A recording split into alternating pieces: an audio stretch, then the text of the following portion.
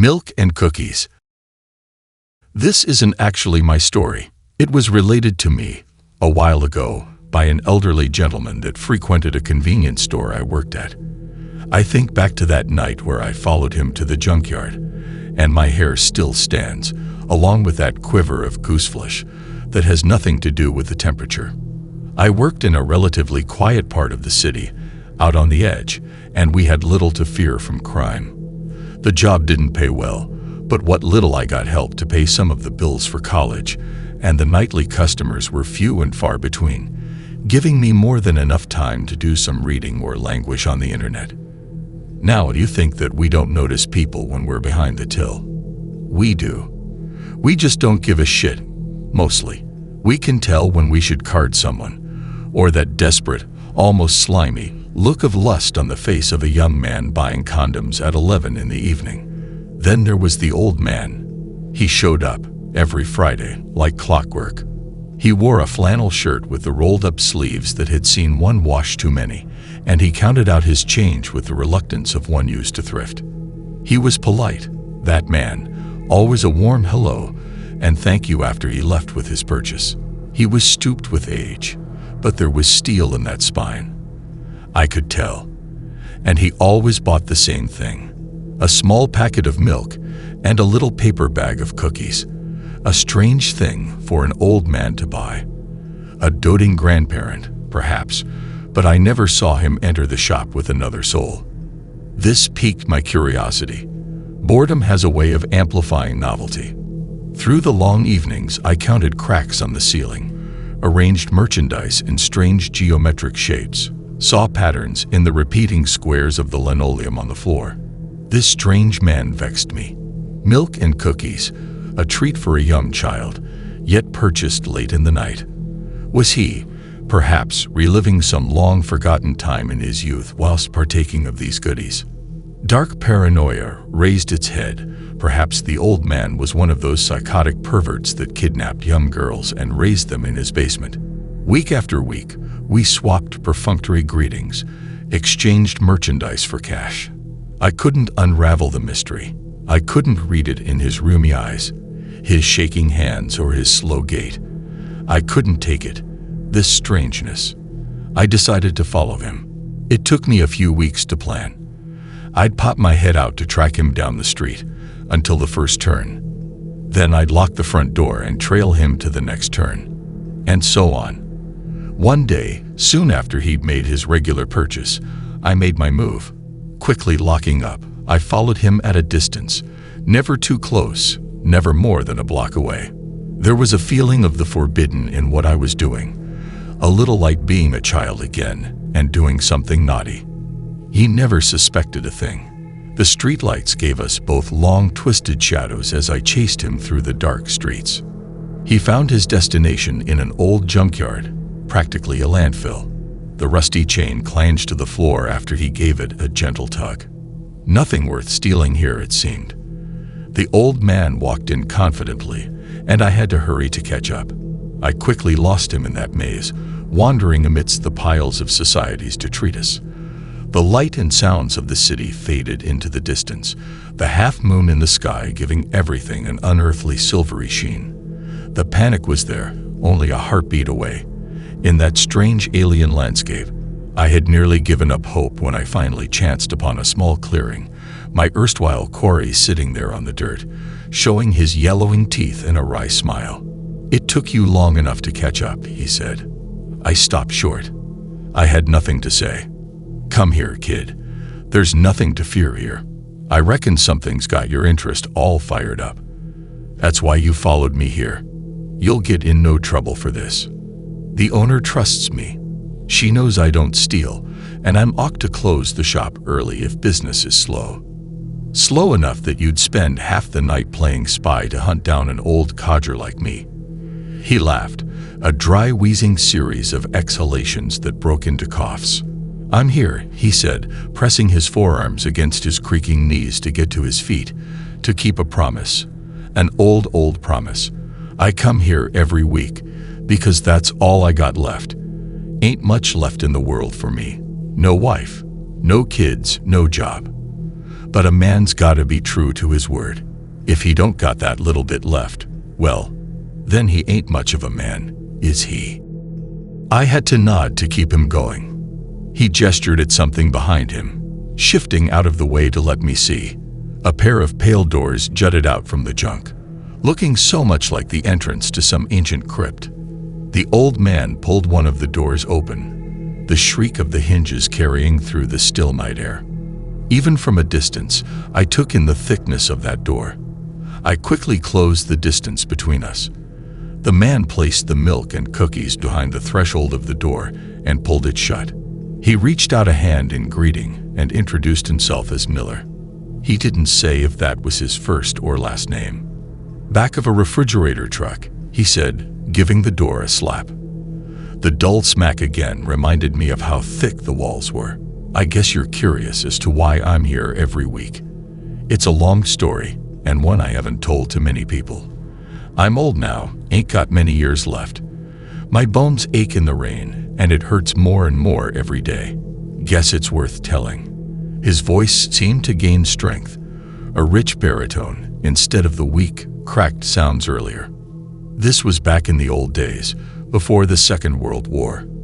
I never served, of course, too young then. I must have been 9, maybe 10 years of age. We didn't have all these newfangled toys and computer thingies. He pronounced the unfamiliar word slowly, his jaw working around the edges of the syllables that you have nowadays. Back then, we'd play wherever we could. Cowboys and Injuns, cops and robbers. No television either. That was for the rich folk. This yard has been here longer than I have. We had forts on hills of trash, played soldiers, everything kids ought to be doing. That day was hide and seek, an old one game, but a great one for a place like this. I wasn't a big kid, didn't win at most of the games we played, but I was going to win this one. I'd seen this big old refrigerator unit here before, right on the edge of the yard back then, and I knew exactly where's I was gonna be hiding. I was small, yeah, but I was a fast un. May not look like it now, but I got away from the pack of them, even before the count had reached 20. Didn't want no one else to hide in here with me. It was dark in there. Cool, too. Before I closed the door, I could see that some of the junk had made its way into the truck unit over time. Last thing I remember seeing was that one line of daylight before I pulled this here door shut. At first, there was nothing but the sound of my breathing, bouncing off the walls. I imagined that I would always win at hide and seek from then on. I counted breaths and heartbeats till I got bored. Then I realized that there wasn't a handle on the inside. I could see his hand starting to shake as he remembered that old fear. He clenched his fists to stop the shakes, and when the ball fists themselves started quivering, he put his hands in his pockets. It took me a while to realize the game was over. I'd been in the dark for a long time. Too long. I threw my entire weight at the door. I hit the walls till my hands were bloody. I screamed till my throat hurt. His Adam's apple bobbed up and down as he swallowed at the memory. Then I sat to wait. I must have fallen asleep. How can you tell if you're asleep when you're all alone in the darkness? You can't, boy. You can't. I got thirsty first, then hungry. It's the only way I knew time was passing. I felt the hope go out like the sun setting. I yelled in that dark place. I called out to God, but he didn't answer. I would have called out to old Nick himself if I had dared. I cried. For hours there in the dark I cried, the sound bouncing off of those thick walls, till the air was filled with the sound of tears and sobs. I thought I was going to die. You ever been close to death, boy? No, sir. I shook my head. He fixed his eyes on mine, those almost cloudy eyes, suddenly sharper. No, you haven't. I can tell when a man's looked death in the eyes. He just ain't the same after that. It was a trick of the echo, I thought at first, but I swore there was another person crying in there with me. It sounded a little higher, a little further away than my own voice. This was it. I told myself I'd been in the dark so long that I was going batshit crazy. I counted to 5 and held my breath. and still the crying continued. I was rapt. The man was looking at me, but not looking at me. The dreamy half-focus of his eyes told me he was seeing something else, something far away. I called out in the dark. At first there was no answer, but that quiet sobbing. It was another child, but not a boy. A little girl. There was enough light before I shut the door to know I was alone in there. I was panicking a second before, but now I felt a creeping fear. The crying started up again. I backed myself into the corner next to the door. You ever seen a mouse in a cage trap when it tries to get away from you? Yeah, like that. The crying didn't get any closer. I figured I was dead there anyway. Nobody was coming to get me, so I called out again. The crying stopped. There in the dark, the little girl answered. She sounded like she was about my age as well. She told me her name was Helen. A pretty name, even then. She'd been stuck there in the dark for a long time. She tried calling for help once, but no one came. She got real hungry, then she wasn't so hungry no more. She'd given up on calling for help, on seeing her family, of ever having another friend. The walls, she said, were too thick for any sound to escape, and nobody would ever know that I was in there. Nobody'd ever found her. One good thing, at least she wouldn't have to be lonely anymore, since she had me. I heard her shifting there in the dark, and she held my hand. Her hand was small, and it was cold, like she'd put it in the freezer for a few minutes, but it was all I had, and I squeezed it with all my strength. I dreamt that there were voices outside, calling my name. I wasn't sure about it, until I squeezed my ear to the corner of the door. The lining must have been rotted with age, because I could still hear something from outside. If I could hear them, maybe they could hear me. I tried to scream, to shout. All that came out was a tiny croak. I'd been too long without water. I tried to wet my tongue with spit, but even that failed. I slapped at the door with my free hand. The time without food and drink had left me weak. I wasn't sure that they could hear anything from me. Hope died there a second time. That dark box was going to be the last thing I ever saw, and nobody would know. I felt Helen's little hand tighten around mine. "Don't go," she told me. "Stay. It'll be fun. I've been alone for so long." She started to pull me back into the depths of that dark place. I couldn't fight her. She felt so strong. "Please," I whispered to her. "My parents will miss me. I still have friends outside." Even with her tiny nails drawing blood from my hand, I could feel her sadness through that tiniest bit of contact that we had. "I have no more friends." Her crying started again, soft in that space, so sad that it seemed that her heart would burst from it. "I can be your friend. Help me. I promise. I'll be your friend forever." I told her, and I meant it. I saw the old man's hand flex in his pocket, remembering that ghostly touch. She let go, or maybe she was never there. I touched my hand to my cheek, and it was still cold. Just then, I heard the door open. I'd been found. Strong hands lifted me out of the dark. The light hurt my eyes, and it was a while before I could see my rescuers. Someone brought water. I gulped it down. It was the best thing I ever tasted. No water's ever tasted the same since. Tasted like life, you know.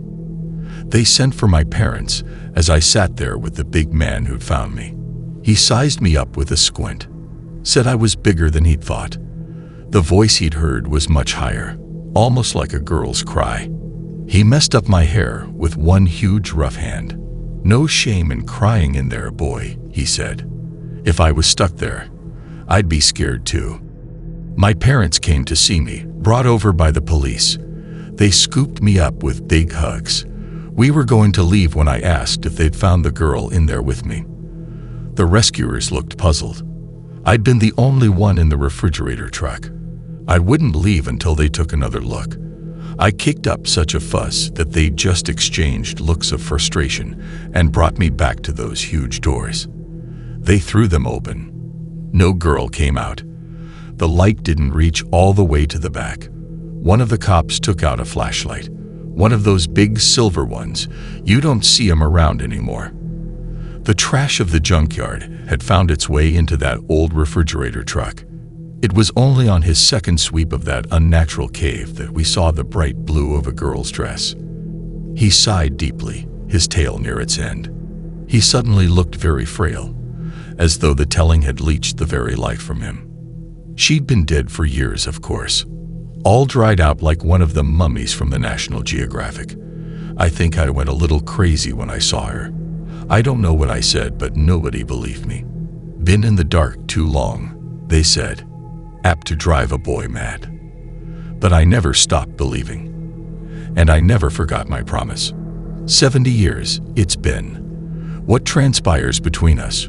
Well, that's just for me and me alone to know.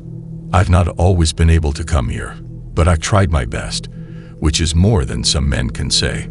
He leaned against the door, out of breath after the sharing. He straightened up and cleared his throat, still with one hand on the thick metal.